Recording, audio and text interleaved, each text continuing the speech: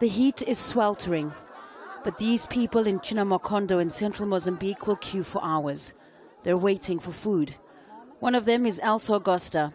She says she lost her home and small farm to the cyclone and the floods. ELSA carefully shares the rice, beans and oil she's collected with her neighbors. She hopes these basic necessities will last 2 weeks.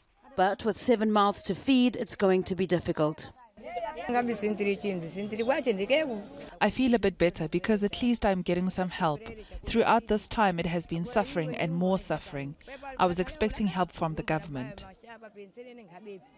People here usually farm rice, potatoes and maize, but those crops were lost to floodwaters up to 11 meters high. Now that the flood waters receded, aid agencies are able to reach remote areas that 2 weeks ago were submerged. So far, the World Food Programme says it's helped 500,000 people, and in the weeks to come wants to triple that number.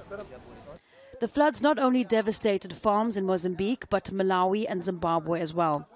The UN says 1.8 million people urgently need emergency humanitarian assistance.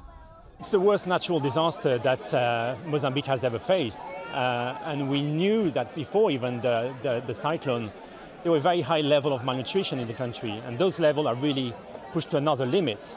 So it's quite critical to be here as soon as possible, as soon as we can reach those people, to provide assistance to everybody in this village, because these are farming communities. They've lost their crops.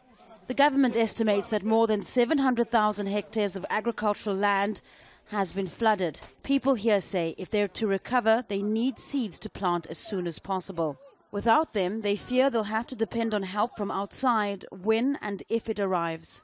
Fahmida, Aljazeera, CHINAMACONDO, Mozambique.